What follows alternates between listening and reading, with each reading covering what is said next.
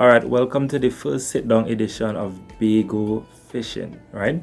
We're gonna be talking about beginning, well, basically for beginners. We're also gonna be talking about possible setups, rod, reel, line, lures, sinkers, everything, right? We're gonna just, basically if you're a beginner and you wanna be fishing in Tobago, what has worked for me, some of the stuff that I've learned, and just basically everything you'll need to get you from catching some small little fish like Kabla, which most people know as Pompano and Georgie, to like some big Cavalli or snook, right? When I now started off, I was like everybody else. I used either a bottle and wrap fishing line around it, or a caster and like hold and flick out.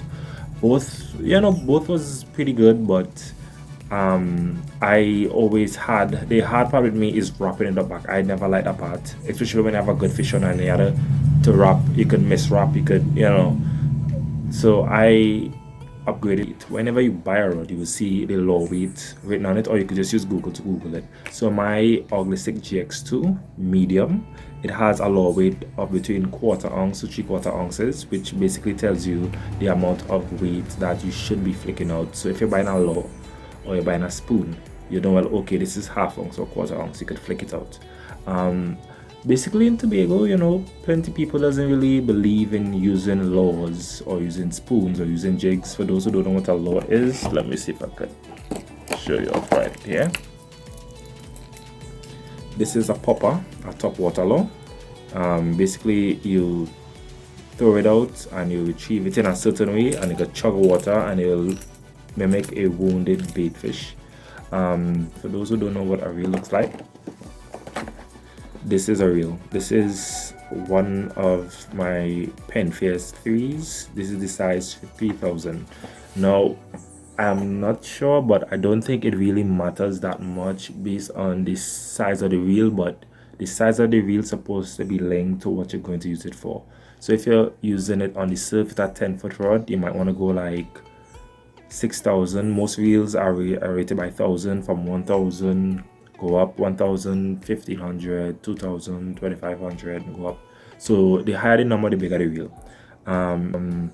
Not all reels are made for the certain purposes. There are freshwater reels and there are saltwater reels.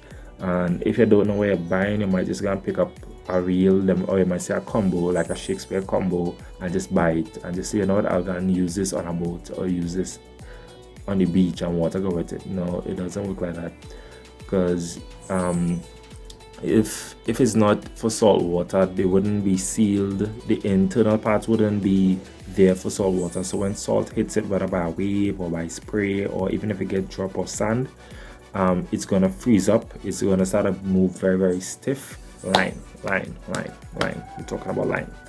Line is very, very important.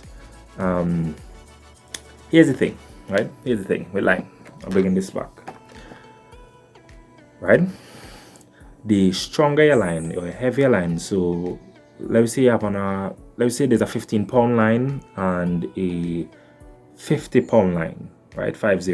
Your 50-pound line is going to be a lot thicker because it's a lot stronger, and due to being thicker, when you pull it up, when you put it on this, it's going to take up more space. So you will have to put less 50-pound to fill this, or than the 15-pound or 10-pound. I'll use 10-pound.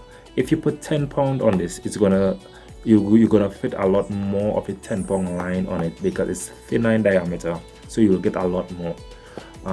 Why is that important? It is important for two reasons. One, with the 50-pound, you could sort of manhandle your fish if it's something big, as much as your reel put allows you to. So you could really manhandle it because you know your line won't bust. It's very strong line to have on. If it pulls, you can pull it back. If it's 10-pound, not so much. You will have to let your drag do the work. Your drag is like you could set the pressure, how much pressure you want that a fish could pull. You will allow that to work to tire out the fish because you don't want the line to pop, right? Also, the line is important. The heavier the line is, according to setup, you won't be able to throw as far because the line itself will be heavy in addition with the weight.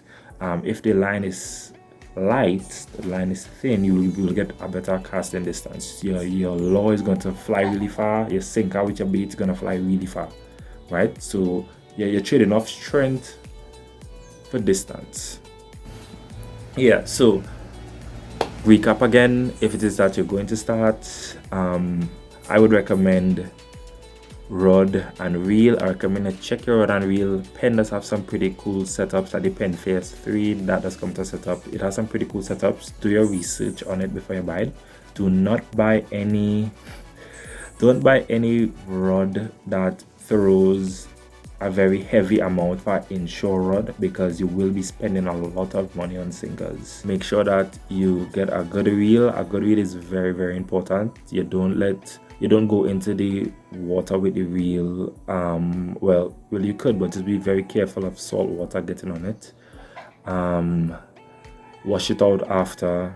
You could take it apart every now and again and grease it and lube it up. You have videos for all these things on Facebook. Make sure that try your best to get a saltwater reel for saltwater applications and not just a freshwater, because your freshwater reel will lock up on you after a couple times. So I hope this sort of give you all an insight as to beginners fishing. Beginners fishing, and probably how to get started, what line to use, what line to use. Just in case you wasn't too sure what line to use, again, it's on the rod. I recommend a 20-pound line.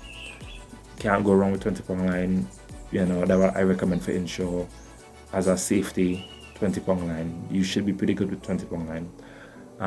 Bago fishing videos, bago fishing sites, bago fishing action.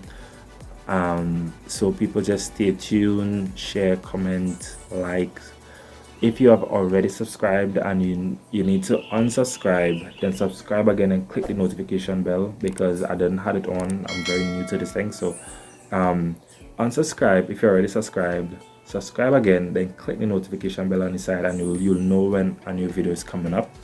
I also do be fishing with a lot of people over. I also do be fishing with a lot of people over here, like a couple of my friends like Keon and Jordan.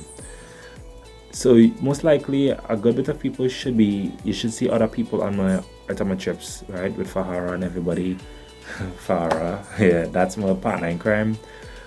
Destin with Destin to Be Vlogs, Chappie. You should see a lot more people a lot more often, on trips with me, with me catching fish, right? So definitely look out for that. If there's any questions, drop them down below.